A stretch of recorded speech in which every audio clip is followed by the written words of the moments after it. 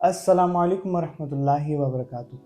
तमाम हम रब ताला के लिए और करोड़ों दुरूद व सलाम हज़रत मोहम्मद मुस्तफ़ा सल्लल्लाहु ताला अलैहि वआलिहि वसल्लम, आपकी आल और आपके असहाब पर। कुछ गलतियां हम करना नहीं चाहते पर हमसे हो जाती हैं। कुछ गलतियां ऐसी हैं जो कि बहुत बड़ी गलतियां हैं और वो हम कर चुके हैं पर हमें याद ही नहीं।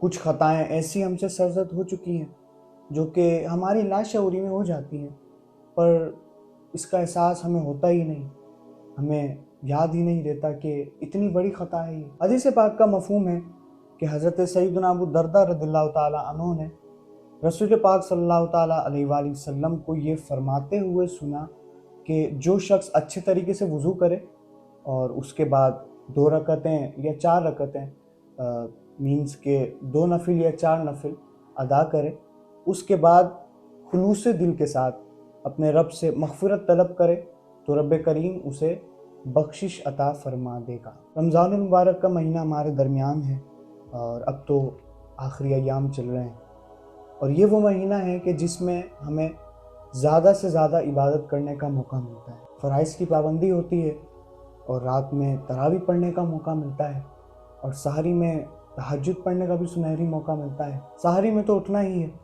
क्या ही अच्छा हो कि हम अच्छे तरीके से वज़ू करें, उसके बाद 2 रकात या 4 रकात हम तहज्जुद अदा करें और उसके बाद खुलूस दिल से अपने रब करीम से दुनिया व आखिरत की भलाई का सवाल करें। हदीस मुबारक का मफ़हूम है कि ख़ातमुन नबिय्यीन सल्लल्लाहु ताला अलैहि वआलिहि वसल्लम ने इरशाद फरमाया कि रात का क़याम अपने ऊपर लाजिम कर लो, क्योंकि ये तुमसे पहले के नेक लोगों का तरीका है और ये तुम्हारे लिए कुर्ब खुदाबंदी का ज़रिया है। मज़ीद फरमाया कि रात का क़याम तुम्हारी बुराइयों को मिटा देगा, तुम्हें गुनाहों से रोक लेगा और यहाँ तक कि तुम्हें तुम्हारे रब से माफ़ी अता फरमाएगा। अगरचे रात के क़याम को फ़र्ज़ करार नहीं दिया गया पर यह हुक्म इस्तजाबी है यानी मुस्तहब है, लेकिन हुज़ूर अलैहिस्सलातु वस्सलाम की तरफ से ग़ुलामों को रात के क़याम की तरग़ीब दिलाई गई है। तो हमें अव्वलन क्या करना है?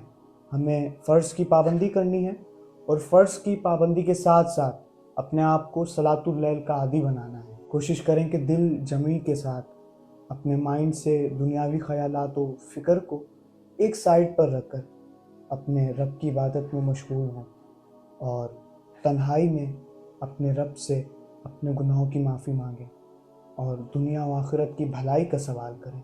नवाफिल के साथ साथ कुरान करीम की तिलावत भी की जाए और साथ साथ इस्तिग़फ़ार की कसरत भी की जाए।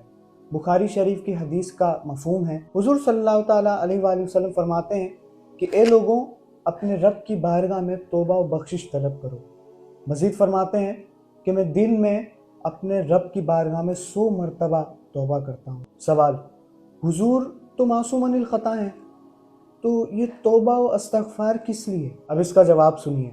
ये तालीम उम्मत के लिए है, इस बात की तरग़ीब दिलाने के लिए है कि तौबा व इस्तिग़फ़ार दरजात की बुलंदी का ज़रिया है। तो रमज़ान मुबारक के आखिरी अशरे के ये कुछ अय्याम हैं और ताक रातें हैं और अनफॉर्चुनेटली कुछ ही अय्याम बाकी हैं, तो जितना आपसे हो सके ज़्यादा से ज़्यादा वक्त अपने रब करीम की बारगाह में इबादत में गुजारिए, ज़्यादा से ज़्यादा तौबा और इस्तिग़फ़ार में गुजारिए।